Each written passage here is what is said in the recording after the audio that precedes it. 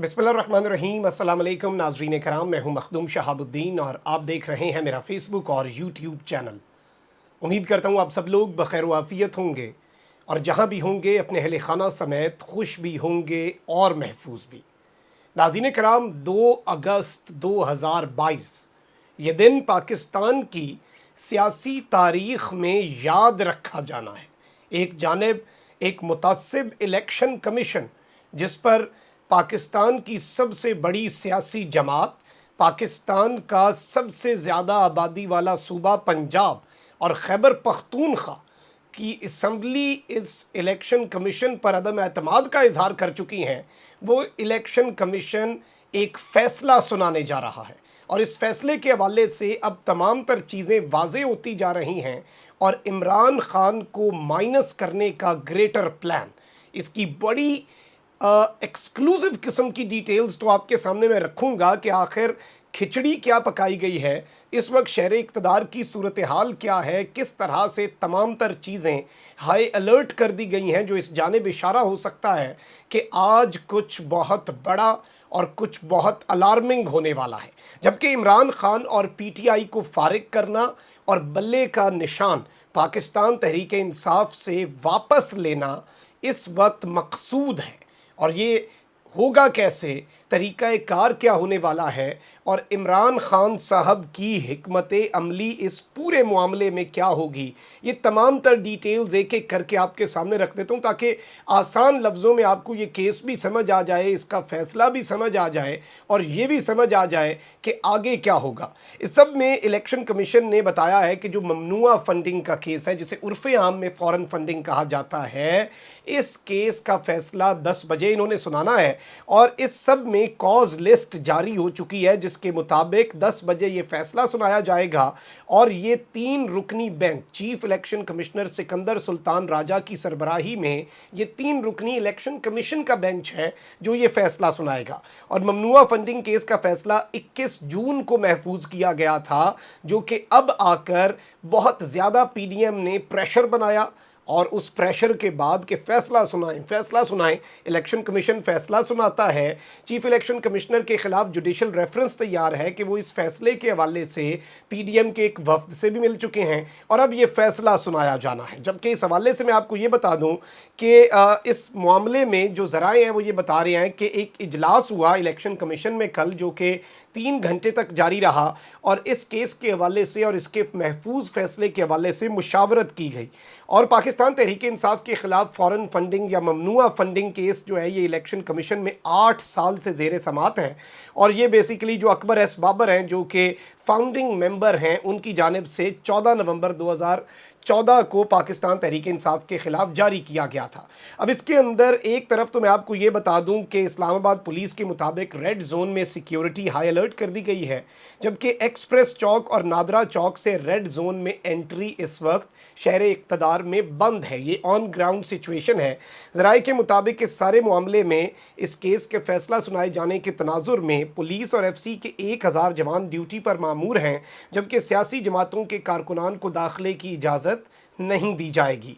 इस सब के अंदर सरकारी मुलाजमीन और सुप्रीम कोर्ट में पेश होने वाले साइलीन, वकला और मीडिया को सिर्फ रेड जोन में दाखिले की इजाज़त होगी, इनके अलावा और कोई नहीं आ सकेगा। और इस सब के अंदर मैं आपको ये बता दूं कि अब पाकिस्तान तहरीक इंसाफ का मुस्तकबिल क्या होगा। क्या पार्टी की रजिस्ट्रेशन मनसूख होगी? क्या इमरान खान पर गलत बयाने हल्फी देने पर आर्टिकल 62(1)(f) का इत्तलाक होगा?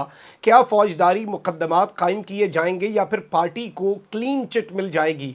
इलेक्शन कमीशन ऑफ पाकिस्तान ने ये फैसला सुनाना है और इस सब के अंदर जो चीज़ें इस वक्त सामने आ रही हैं, एक जानिब तो अंसार अब्बासी साहब ने एक दावा किया कि फ़ंड्स ज़ब्त, जो कि ममनुआ फंडिंग है, वो फ़ंड्स ज़ब्त, इलेक्शन निशान वापस। इसके अलावा ईसीपी का पीटीआई फ़ॉरेन फंडिंग केस में क्या फ़ैसला हो सकता है।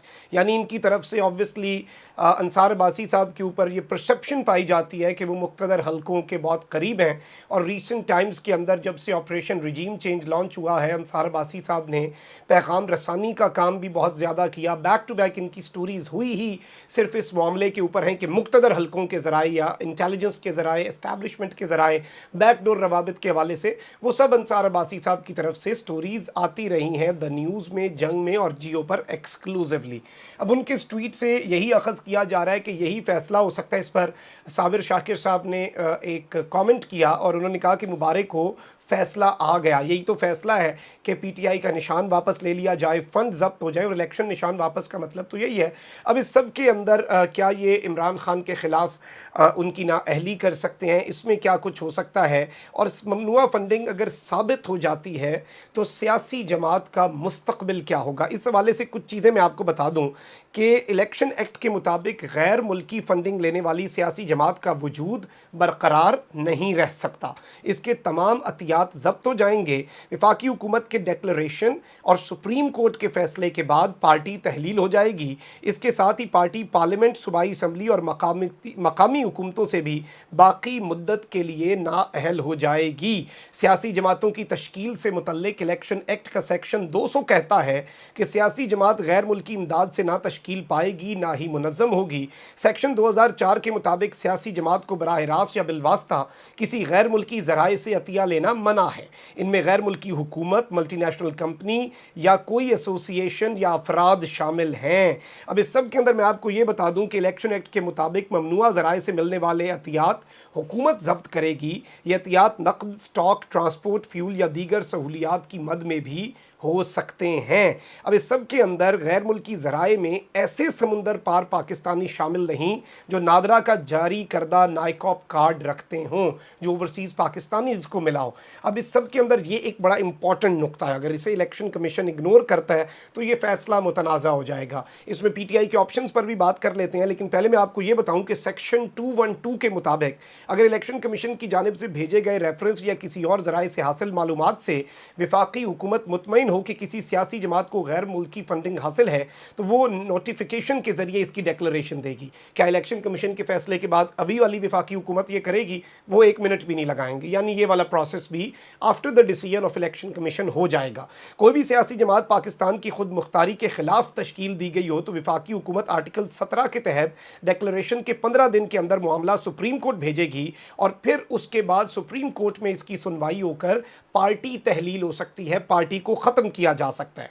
और इस सब के अंदर मैं आपको ये बता दूं कि इमरान खान साहब को इस सारे मामले के अंदर कि आपने इस सारे मामले के ऊपर सिग्नेचर किए तो इसकी बुनियाद पर कुछ इस तरह का मामला करके इमरान खान को एज अ पर्सन भी, एज अ पर्सनालिटी भी टारगेट किया जा सकता है कि वो कोई सरकारी ओहदा ना रख सकें, उनके आइंदा वज़ीर आज़म डायरेक्टली ख़ुद उस कुर्सी पर बैठने का रास्ता रोका जा सके।